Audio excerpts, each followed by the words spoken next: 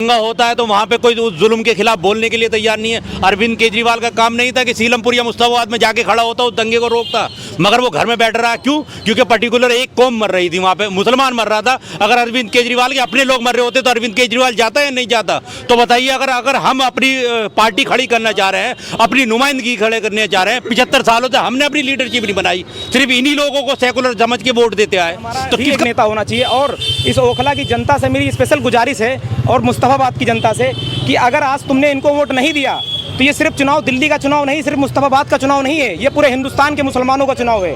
हारेंगे तो पूरे हिंदुस्तान के मुसलमानों की बेइज्जती हुई। कल को कोई शाहरुख पठान, कोई ताहिर हुसैन, कोई आरिफ सफाउर रहमान आपके लिए खड़ा नहीं होगा। कोई माँ अपने बच्चों को नहीं भेजेगी आपके लिए कि जाओ एनआरसी का प्रोटेस्ट करो जा करके और इस काले कानून का विरोध करो, क्योंकि उसको डर रहेगा कि ये जनता हमारे लिए खड़ी नहीं होगी। रैली नहीं थी, एक प्रोग्राम था, उसको खत्म करके लौट रहे हैं। एक मीटिंग थी, मेरे ख्याल से 500 से 1000 के बीच में रहे होंगे, 700-800 लोग होंगे वहाँ पर। ये आप बताइए, सही आंकड़ा है? मेरे को तो अंदाजा ऐसे ही लगा, काफ़ी पूरी वो एरिया भरा हुआ था। कहा तो ये जा रहा है कि बस घर घर के लोग चल रहे हैं साथ में, कोई आम आदमी पार्टी वाले, बीजेपी वाले कह रहे हैं कि ये सिर्फ वोट काटने के लिए आए हुए हैं। वोट किसका काटेंगे भाई? वोट किसका काटेंगे? ये तो मुस्लिम एरिया है, मिल्लत के लिए जो लड़ा है उनका एरिया है, मिल्लत उनके साथ खड़ी होगी। देखते जाइए आप, वोट किसका काटेंगे? वोट तो हमारा है, हम काटेंगे किसका वोट? वोट किसका काटेंगे भाई हम?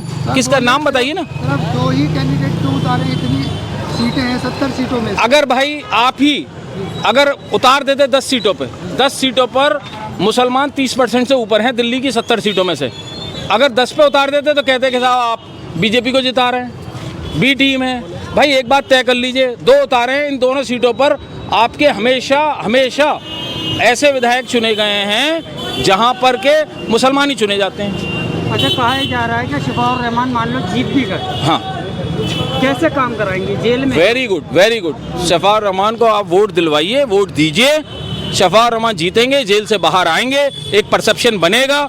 उसके बाद शफाउर रहमान इतना काम करेंगे इस एरिया में जो अब तक नहीं हुआ है। रोड, स्कूल, पानी, कॉलेज, सिविल लाइन सही होनी है, वो तो सर हॉस्पिटल बनना है, सारे काम 10 साल से वादे कर रहे हैं, किसी ने नहीं किए। शफाउर रहमान से करवाएंगे हम। सर गलियां तो बन चुकी हैं काफी सारी। कहाँ? अभी मैं आ रहा हूँ वहाँ से, अभी मैं आ रहा हूँ जिस गलियों से सब टूटी पड़ी थी। आप उसे बना हुआ कहते हैं तो प्लीज़ एक बार दोबारा वीडियो बना लीजिए, फिर हमारी बैठ के वीडियो पे बात हो जाएगी, वरना मेरे साथ चलिए मैं दिखाऊँ। क्या मोटिव लेके चल रहे हैं सर? अगर शफाउर रहमान साहब आते हैं, शफाउर रहमान साहब आएंगे, वो काम करेंगे, काम करेंगे और आपकी आवाज़ बनेंगे असेंबली में।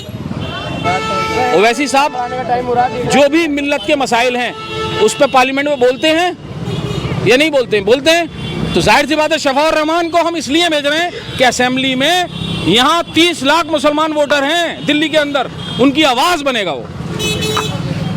क्या लगता है सर यहाँ पर अमानतुल्लाह खान आवाज़ नहीं है?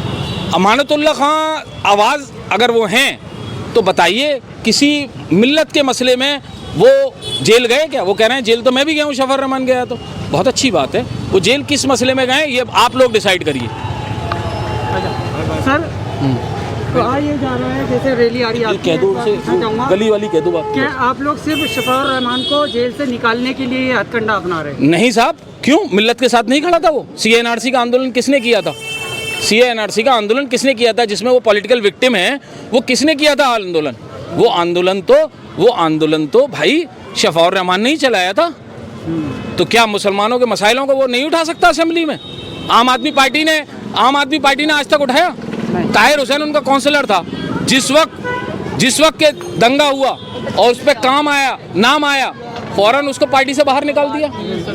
मरकज़ का मसला हो, मरकज़ का मसले में किसे कोरोना नजर आया? मरकज़ में मौलाना साहब पे कौन सा ऐसा एलिगेशन है, या मरकज़ में जो लोग मौजूद थे जमात के उन पे कौन सा ऐसा एलिगेशन है? रोज़ प्रेस रिलीज देते थे, खुद प्रेस कॉन्फ्रेंस करते थे, और कौन सा ऐसा इल्ज़ाम है जो केजरीवाल जी ने नहीं लगाया? केजरीवाल साहब को अगर ज़रा भी शर्म आए तो उसमें बाद में पूरी दुनिया में कोरोना फैला हुआ था, इल्ज़ाम किस पे लगा रहे थे? वो मरकज़ में उन्हें मुसलमान नजर आ रहे थे कि कोरोना उन्होंने फैलाया। पूरी दुनिया में 1 करोड़ से ज़्यादा लोग मरे, तो वो मरकज़ की वजह से हुआ। अरे भाई मरकज़ की वजह से हुआ, उन्हें तो मौलाना साहब ने छोड़ दिया है। दूसरा आदमी होता तो मानहानि का दावा कर केजरीवाल को जेल भिजवाना चाहिए था उस केस में। केजरीवाल को जेल जाना चाहिए था, जो मरकज पे झूठा इल्जाम लगाया था। पूरी दुनिया में कोरोना फैल रहा था, वो आदमी को हमारी मस्जिद और मरकजों में नजर आता है कोरोना। शर्म नहीं आती उसे? छोटा आदमी नहीं है, आईआईटी ग्रेजुएट है, इंजीनियरिंग आईआईटी से की है, आईआरएस ऑफिसर है, पढ़ा लिखा आदमी है। कोई इनोसेंट आदमी बोल दे तो माफ भी कर दो। कैसा इल्जाम था, कैसा, मतलब किस तरह का जहन है उसका, कितना गंदा जहन है। पूरी दुनिया में कोरोना फैल रहा है, पूरी दुनिया में लोग मर रहे हैं, उसे अरे मरकज से फैल रहा है। बताओ, मरकज वाले अमेरिका गए थे, मरकज वाले यूरोप गए थे, कहाँ गए थे भाई? क्यों मरकज ने कैसे फैला दिया? मुझे इस बात का जवाब दे दीजिए आप। हज कमेटी का ऑफिस क्यों नहीं बना रहे? बीजेपी सरकार को फंड दिए हुए जो सेंटर का देना है वो दिए हुए कितने साल हो गए? निकाल लीजिए आप फाइल। ओखला के अंदर 350 घर 350 करोड़ घर घर पानी पहुंचाने के लिए कब से बिल पास हुआ पड़ा है? 350 करोड़ डीजीपी पे पड़े हुए हैं, दिल्ली जल बोर्ड पे। आज तक क्यों नहीं पहुंचा पानी? 10 साल से किसकी सरकार है? फिर कितनी बार देखोगे झूठों को? केजरीवाल ने की तो सरकार है, किसी और की सरकार है। और केजरीवाल ने क्या कहा था 2020 में कि अगर घर घर ओख से पानी पीने को ना मिले तो 25 में मुझे वोट मत देना। यमुना का पानी इतना साफ कर दूं कि पी ना लो तुम तो मुझे वोट ना देना। तो ये बताइए, आज 25 आ गई, अब क्यों वोट दें हम? अच्छा, कोरोना की हमारे पास सुनिए तो सर, पानी भी नहीं पहुंचा, जमुना भी हमारी साफ नहीं हुई। आपने कोरोना की बात करी और मरकज की बात करी, आप केजरीवाल पे सीधा इल्जाम लगा, बिल्कुल सीधा। कहीं ना कहीं इसमें मेन स्ट्रीम मीडिया पर क्यों नहीं बोलते आप? मेन स्ट्रीम मीडिया पे मौका मिलेगा फौरन बोलेंगे। अरे भाई, हमने मना नहीं करा, मेन स्ट्रीम मीडिया बुलाएगी उससे ज्यादा जोर से बोलेंगे। मेन स्ट्रीम मीडिया ने भी तो काफी बवाल मचाया था उस टाइम। अरे भाई, क्या बवाल मचाया, क्या बवाल मचाया? मेन स्ट्रीम मीडिया ने केजरीवाल के बयान दिखाए। केजरीवाल ने बोला ना, तो मुल्जिम कौन हुआ? आप, मैं बयान दे रहा हूँ ना। अगर मैं गलत बोलूंगा, कोई अनकॉन्स्टिट्यूशनल बात बोलूंगा तो मुल्जिम मैं होऊंगा, आप नहीं होंगे। आप तो इंटरव्यू ले रहे हैं, मुझे विद इन कॉन्स्टिट्यूशन बोलना है। हिंदुस्तान जो चलता है एक नियम से चलता है। यहाँ पर आरिफ साहब खड़े। आरिफ साहब, आप काउंसिलर के इलेक्शन में खड़े हुए थे ओखला विधानसभा से, तो उस टाइम भी यही कहा गया था कि वोट काटने के लिए आरिफ साहब फिर दोबारा से एमआईएम की सीट पर आ गए। और अब फिर अच्छा, वोट उस वक्त किसके काट रहे थे? वो तो 99% मुस्लिम सीट है। वोट किसके काट के किसको हरा रहे थे? वोट पहली बात तो हम काट किसके रहे हैं? आप ये तो हमारे अरविंद केजरीवाल अगर गुजरात में जाके लड़े तो वोट कटवा नहीं, अरविंद केजरीवाल हरियाणा में जाके लड़े तो वोट कटवा नहीं। मेरे भाई, अगर हम अपने बहुल इलाके में अगर इलेक्शन लड़े तो हम वोट कटवा कैसे? चलिए ठीक है, हम नहीं खड़े होते, आप हमारी आवाज़ तो बनिए। आप हमारी आवाज़ बनने को तैयार नहीं है। अगर कोई दंगा होता है तो वहाँ पे कोई उस जुल्म के खिलाफ बोलने के लिए तैयार नहीं है। अरविंद केजरीवाल का काम नहीं था कि सीलमपुर या मुस्ताबाद में जाके खड़ा होता, उस दंगे को रोकता, मगर वो घर में बैठ रहा। क्यों? क्योंकि पर्टिकुलर एक कौम मर रही थी वहाँ पे, मुसलमान मर रहा था। अगर अरविंद केजरीवाल के अपने लोग मर रहे होते तो अरविंद केजरीवाल जाता या नहीं जाता? तो बताइए, अगर हम अपनी पार्टी खड़ी करना चाह रहे हैं, अपनी नुमाइंदगी खड़े करने चाह रहे हैं, 75 सालों से हमने अपनी लीडरशिप नहीं बनाई, सिर्फ इन्हीं लोगों को सेकुलर समझ के वोट देते आए, तो किसका नुकसान रहा इन 75 सालों में? सिवाय हमारा नुकसान रहा। हम जितने मुसलमान हैं, हमने दूसरों भरोसा कर करके ये देख लिया कि हमें इन लोगों से कुछ मिलने वाला नहीं है। हमें मिलेगा तो दिल्ली दंगा मिलेगा, हमें मिलेगा मुजफ्फरनगर दंगा मिलेगा, हमें मिलेगा तो हाशिमपुरा मिलेगा। तो बेहतर है अपनी क़यादत को मजबूत करा जाए, और अब अपनी क़यादत को मजबूत करने का ये हमारा पहला कदम है। अब कोई वोट कटवा गए या कुछ भी गए, हम अपने इलाकों में लड़ रहे हैं, और इंशाल्लाह जिस दिन जीत कर आएंगे यही लोग हमसे गठबंधन करने में मजबूर हो जाएंगे। फिर कहेंगे ये कितने वोट कटवाएं और हम कितने अपनी वोट कटवाएं। सर, गली गली में जाके आप लोग वोट मांग रहे हैं, आपको क्या लग रहा है, क्या रुझान आ रहे हैं आपको? देखिए, पहली बात तो ये समझिए, शिफाउर रहमान है कौन? शिफाउर रहमान ओखला की एक ऐसी आवाज़ है जो जुल्म के खिलाफ उठी थी। शिफाउर रहमान अगर जेल में बंद है तो अवाम की आवाज़ उठाने के लिए जेल में बंद है। शिफाउर रहमान कोई घोटाले के या किसी बलात्कार के इल्ज़ाम में बंद नहीं है। शिफाउर रहमान ओखला की जनता जानती है, ये हमारे बीच का निकला हुआ बच्चा है, ये हमारे लिए जेल में गया है, तो ओखला की आवाम इसलिए उसके साथ है। और अल्हम्दुलिल्लाह अमानत साहब हो, आसिफ साहब हो, उनकी नींद हराम है जब से शिफाउर रहमान साहब का ऐलान हुआ है। तो अल्हम्दुलिल्लाह हमारे इलेक्शन बहुत मजबूत है, और ये लोग इससे बुखलाए फिर रहे हैं इस बात को लेकर। क्या कहा था कि कुछ दिन पहले अरीबा खान ने अपना भी बयान भी किया था? देखिए, अरीबा खान ने ये कहा कि MIM पार्टी वोट काटने आई है।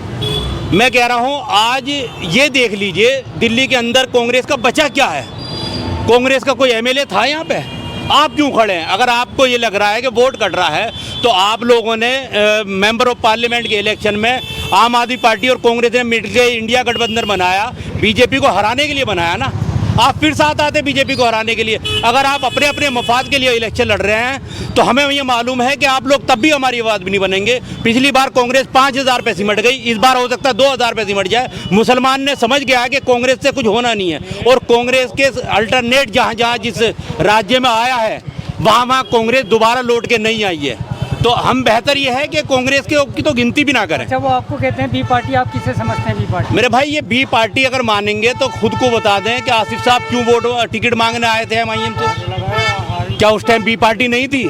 इन्हीं आसिफ साहब ने मुझसे अप्रोच करी थी टिकट मांगने की, उस टाइम बी पार्टी नहीं थी। की बात है ये पिछले विधानसभा इलेक्शन की बात है। आसिफ साहब ने खुद मुझसे वोट मांगा, मैं फ्रंट पे आके कह रहा हूँ, चैलेंज करके कह रहा हूँ। आसिफ साहब कहते मेरी आंखों में आके डाल के कि नहीं मांगा मुझसे। क्या आसिफ साहब ने कहा कि हमें टिकट दिलवा दीजिए, आपकी पार्टी से कोई नुमाइंदा नहीं खड़ा तो मुझे दिलवा दीजिए, मैं इलेक्शन लड़ जाता हूँ। MIM जी बिल्कुल MIM से। तो आसिफ साहब मेरी आंखों में आके डाल के कहते हैं क्या उस टाइम असुद्दीन ओवैसी बीजेपी की बी टीम नजर नहीं आ रहे थे उन्हें? मेरे भाई ये सब इलेक्शन लड़ने की है, सबको अपनी दुकान चलानी है, मगर हमें इनकी दुकान नहीं चलवानी। हमें अपने बोर्ड को मुत्तहिद करना है और अपनी आवाज़ खुद बननी है। आखिर में ओखला वालों से क्या कहेंगे? देखिए ओखला वालों से मैं कहूँगा, पिछले कई सालों से आपने कांग्रेस को आजमा लिया, आम आदमी पार्टी को आजमा लिया, जब आपको कुछ हासिल नहीं हुआ, न डेवलपमेंट हासिल हुआ, न आपके जुल्म के खिलाफ आवाज़ हासिल हुई, तो बेहतर है शिफाउर रहमान के साथ खड़े होइए। इंशाअल्लाह अल्लाह रब्बुल इज़्ज़त ने चाहा तो डेवलपमेंट भी होगा और आपकी एक ऐसी आवाज़ भी बनेगी जो दिल्ली दंगा होने से पहले 10 दफ़े सोचा जाएगा